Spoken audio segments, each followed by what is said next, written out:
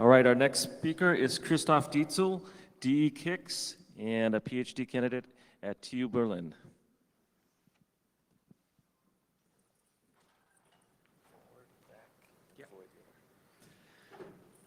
So hi, as introduced already, my name is Chris and I'm with DKIX and TU Berlin as a PhD candidate. And I'm going to talk today about blackholing at IXPs. I'd like to introduce this topic to you and tell you how it works from a technical perspective. And I'm also going to present you some results of a measurement study we recently conducted.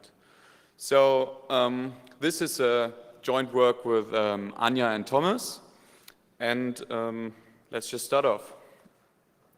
So, as we all know, DDoS attacks remain a serious threat. So we sort of trying to look into it since like 20 years. I checked back on publications in the academia are there since like at least 15 years. So we all know it, but almost daily we see great news about DDoS. It's not getting better. It seems that it's getting worse. So new attacks skyrocketing in 2015. We also see, okay, there are new peaks like 400 gigabits per second attacks, and all this stuff is going on. On the other hand, we see more commercial products that are entering the market, like network scrubbing services, so that they take care of your traffic and sort of scrub it and remove a lot of DDoS traffic in order to make the volume handleable, so that you can just work the amount of data or traffic volume that you receive. So, however, there's also a technique which is called blackholing. It's an operational technique, and I'm confident that most of you know it. It's a technique to counter DDoS attacks, and basically you can trigger it by announcing a prefix under attack, and this traffic destined towards this prefix is dropped then. So this only works if you're the owner of the IP prefix, and then you can just announce it for blackholing through BGP. This might not be like your first option, so it's rather sort of a last resort, so you would go for it if it's really bad and you really experience congestion and can't really handle the traffic volume anymore. So don't consider it as like something you want to switch on if you feel that the server gets too much load, but rather if there's really bad congestion and really bad things going on. So this is actually a well-known concept for a while, but my point here is now it's introduced at IXPs all over Europe. So it's, for instance, DKIX, MSK, IX, NetIX, NIX-CZ, and more to come. So just a brief history to be on the same ground. So as many of you probably know, this was first sort of on per device basis. So you could install null routes for certain prefixes within one router or just for one router. And then later it was standardized in 2002 to be used for IBGP, like a central spot within the network to drop the traffic, but announced towards all routers within the internal network. And between 2005 and 2007, we saw that major ISPs, like basically all the tier ones, offer this as a value-added services for their customers. And since 2010, we see that the IXP started to adapt this technique. So let me just in a nutshell explain how blackholing at IXPs works. So here we have an example how the situation could be. There are like 4 customer edge routers connected or interconnecting at the IXP, and we see that the ASD receives attacks from a subset of the ASs present at this IXP.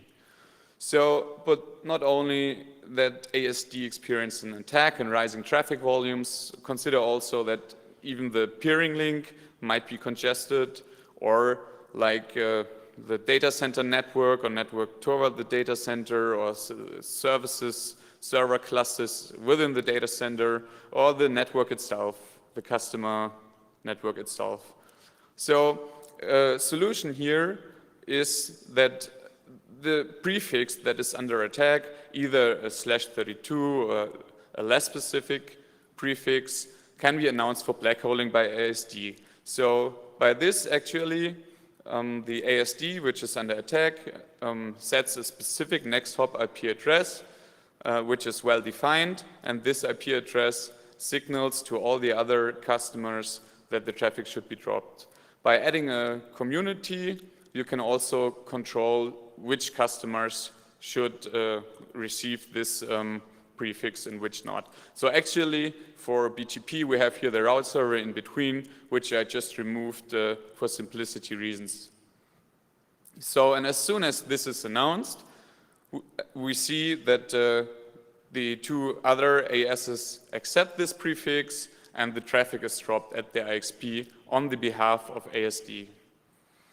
So this is a situation where you can stop traffic coming from certain ASs, but you still enable some other ASs to send your traffic to this prefix or to any other. So however, we know that this technique exists. We know that many ASs might make use of it, but actually we want to know, okay, is it really frequently used, and how is it used? Or do we offer a value-added service that it's not really taken up by the community? And what's the impact on traffic? I mean, an announcement on BGP is control plane, but what actually happens on the data plane? And very important for us, especially me in my position as a part of the DKIX R&D team, is how can we actually improve this value-added service? How can we improve blackholing? So therefore, we conducted a measurement study. So over the course of 3 months, we captured 23,000 blackholing announcements at the route server. And to visualize here what was going on over the period, we plotted the number of announcements. So this plot basically shows the /32 blackholing announcements. It's the blue dashed line, and you can see that actually as a daily average, it's always above 1,000, so approximately 1,200. Note that the y-axis is log scale. And we also see that the less specifics, that there is a fair number of less specifics announced all over the time, right? So we see /31 to /18, there are about 50 announcements at any given time over the 3 months. So knowing that, okay, actually people using blackholing, so we also want to know how about new announcements, since this is the average number per day.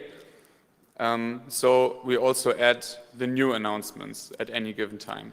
So this is the number of new announcements per day. And surprisingly, this is like very spiky pattern what we can observe, like with a very, very high variance of announcements. And note the very far, or the very high spike there. And one would usually expect that there's supposed to be an impact also on the stable number, right? If we have a lot of new announcements at one day, we expect like that the average number of announcements over the course of the day is at least a bit affected, right? I mean, averages tend to smooth out spikes, but we would expect some impact. But actually the point here is that we do not really, or that this could be a very short announcement, and so it does not really have an effect. So the duration of the announcement and also the frequency is responsible for that we see that this graph is smoothed out here. So, however, knowing that actually blackholing is used and that there is a fair number of new announcements per day, we also want to know, okay, which prefixes are actually announced for blackholing. So, and here we got a bar plot, and we also see again that this plot is log scale, and on the x-axis we also plotted the prefix sizes. So note that the /32, like host IP addresses, account for 97% of all announcements. So the majority is /32. But we also see that there is a fair number of /24 /24 to /31 announcements, they account for about 2.5%. And we see that there is a very, very small number of basically 9 announcements less specific than /24.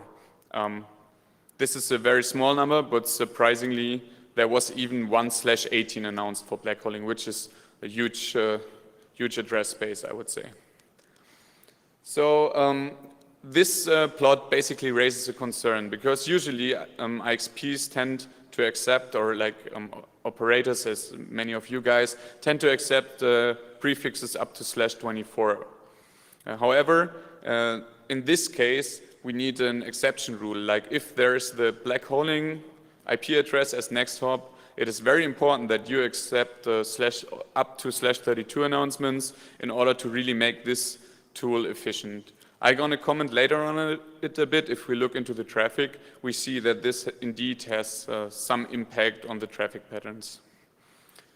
So, however, we know the distribution, mainly /32, but also /18. We want to know for how long were they actually announced. Are they there for like a minute, second, or hour or day scale? So, therefore, the next plot is a bit on the active duration. So we want to plot how long an announcement was present there. And we see that,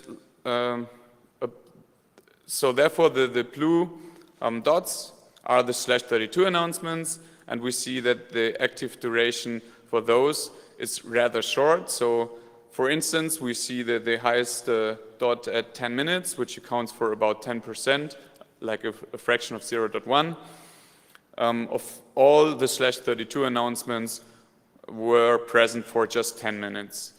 But we also see very, very long-lived ones. So since the majority is short-lived, less than 3 hours, about 50%, we also see some present for a longer period. And in specific, the longest observed announcement was 76 days. Like once announced, and it was present for such a long duration.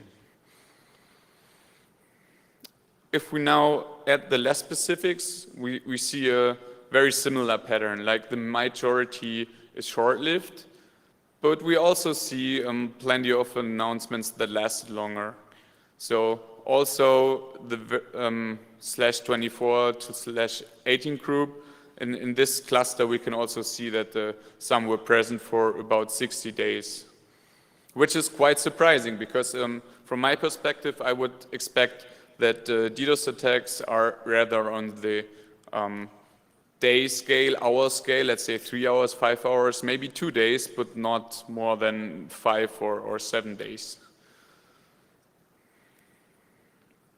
So to dig a bit deeper in the announcement patterns, since we just have the duration, but we're not sure if there's an announcement for Blackholing, it could be the same prefix that is re-announced several times. And in the previous plot, so we got multiple data points for like 5 minutes. If the same prefix is announced for 5 minutes and then it's withdrawn and then it's re-announced again. So we just focused on the unique prefixes. So we found that 7,864 prefixes were announced for Blackholing, like unique prefixes. And most prefixes are basically just announced, or like the highest number is just announced once, like about 10%.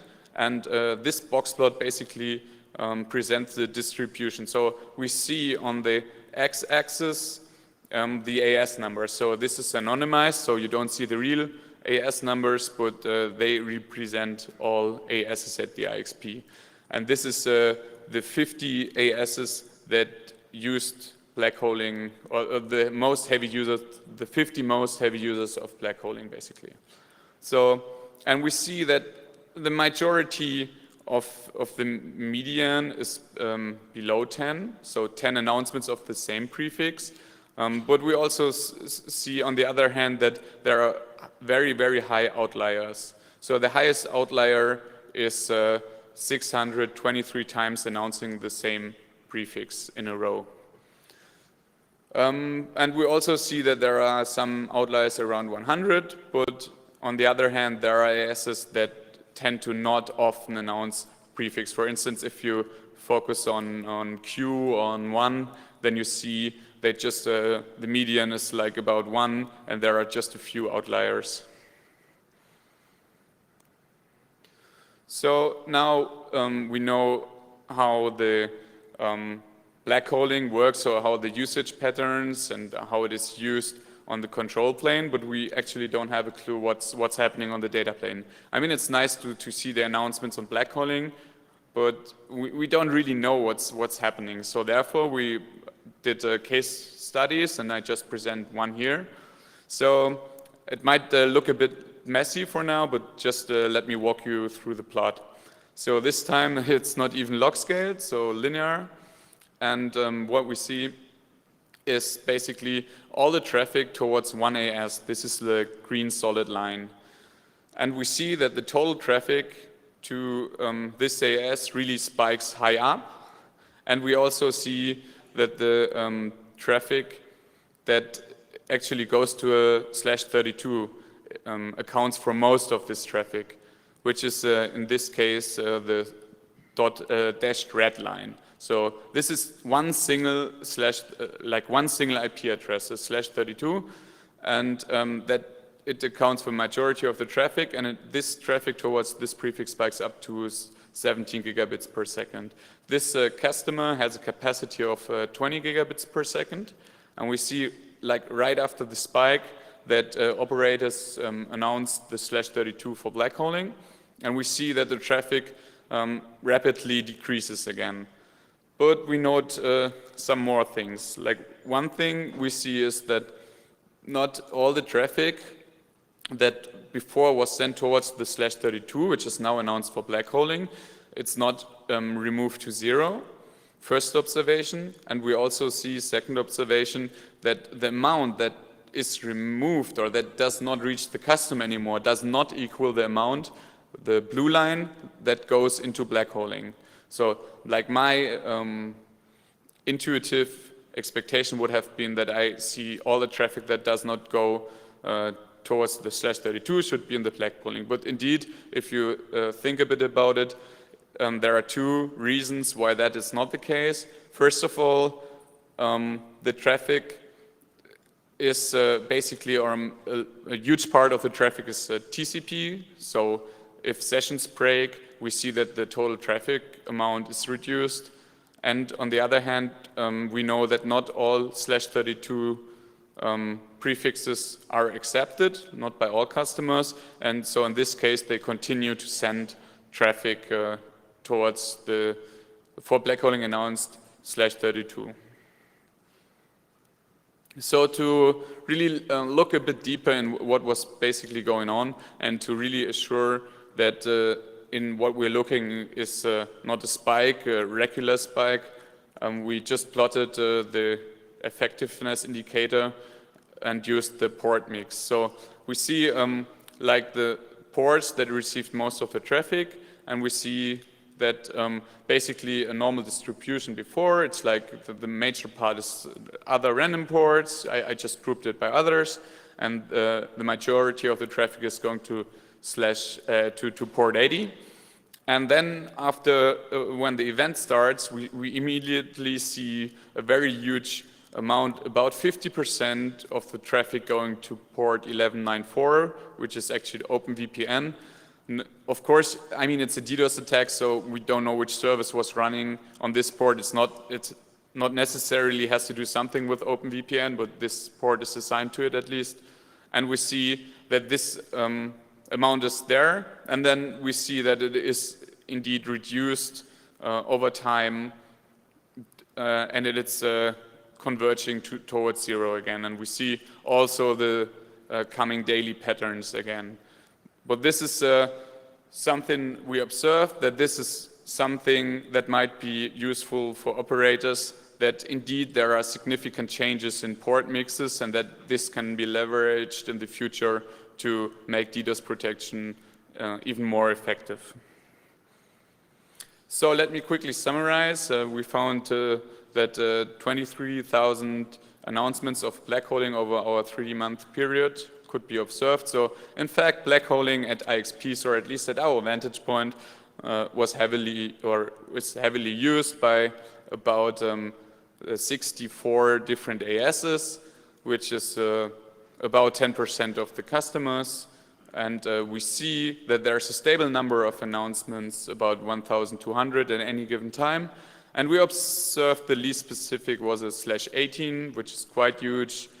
We also see very diverse announcements patterns in terms of frequency and duration. We saw this on-off pattern. And this also indicates for us that there is no best operational practice, so that each AS or each network operator does it the way it thinks it's the most meaningful for their network, but we see that there's really room for standardization here to really have some basic instructions for people that are not too much into it, and that we can really help and support them.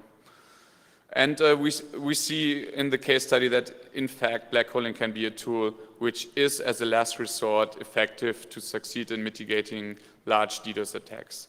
So those were just the highlights of the paper we published at the Passive Active Measurement Conference earlier this year. So if you want to have all the details, can be found in the paper. I put the link there. And what remains as a future work? The acceptance of the /32 blackholing announcements is very important, so that's where you guys come into the game. So you please make sure that you accept /32 announcements for blackholing with a specific next hop IP address at DKIX, for instance, that you really accept those, because that helps other members. So, and we also think about standardized triggering. I'm gonna explain that a bit more on the next slide. And we also think that it is important for customers to have sort of black hole traffic monitoring. One reason for the on-off pattern could be that basically you don't have any mean of what's going on as soon as you announce something for blackholing. You just don't receive as much traffic anymore, but you don't have any idea how much traffic is actually dropped at the IXP. So one first baby step to improve this feature at IXP would be to provide a monitoring tool to really tell you how much traffic is actually dropped, and you don't need to switch it off to see how much is coming again. And then it's too much and you switch blackholing on again. And as the port mix showed a bit, more fine-grained blackholing, maybe on transport layer ports, might be something very effective and might help the community. So here's some security consideration, because it's not always everything nice and shiny. There are also some things need to be considered. So if you offer blackholing as a service to your customers, you really want to make sure that the route server checks whether an AS is allowed to announce something for blackholing or not. So this is actually very important to not give another attack vector for DDoS attacks. So the route server may only accept blackholing announcements if you are a legitimate owner of the IP address space. So, and actually the danger is the second point. This would be the DDoS attack through blackholing, so that I use blackholing as a tool to conduct a DDoS attack. So strictly filtering is the answer according to RFC 7454. And last but not least, of course, it's possible to directly have a BGP session with another customer's router and just send him a lot of blackholing announcements, which are probably dropped, but still the router, if it's really weak, it needs resources to really compute if those are valid or not. So there could be a resource exhaustion attack against routers. So a few words on standardized triggering of blackholing. I mentioned the next hop as a trigger for blackholing, but what is quite more common in the IXP world and also in the ISP world is that there's a community to trigger blackholing. And in order to have really a standardized way to not make you writing configurations at each POP you're present or for each peering session you have, we actually want to have like one well-known, well-defined community, and therefore we have an internet draft which is just went through the last call and is ready to be hopefully accepted at the IETF later this year, so that we have like one well-defined community which signals I want to black hole traffic towards this prefix, and that it can be, and we hope it's going to be implemented by all IXPs and by all ISPs, so that we really have a standardized way that should make things for you easier. So that's it from here, and I'm really happy to take any questions, comments, not just here, so if you're too shy, you can also drop me a line. I'm really happy to discuss anything. Thanks. Job Snyders, NTT.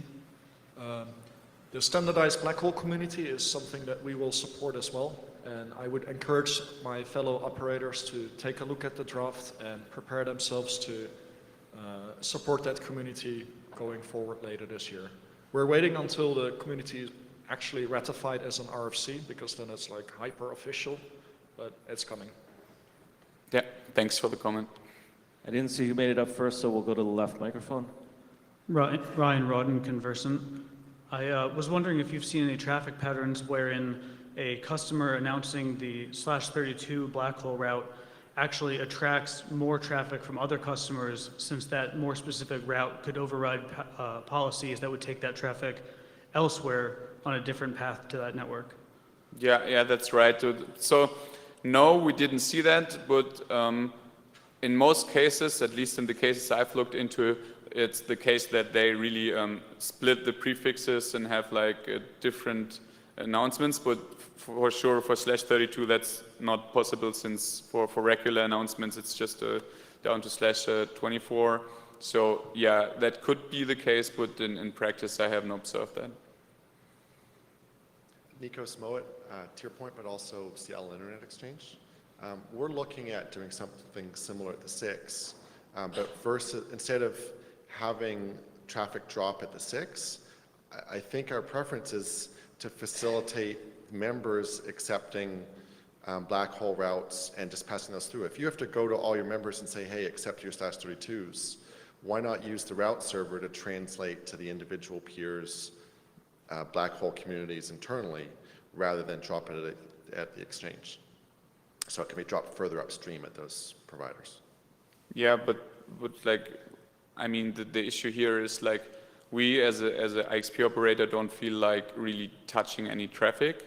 So I think the most neutral way to do it to have the route server and to redistribute it and hope that customers accept it. I mean, at the end of the day, it's BGP, it's internet routing, and I don't have the mean to force someone to accept something. I can just encourage them to do so.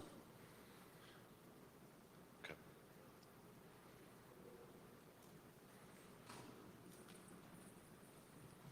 Any last questions?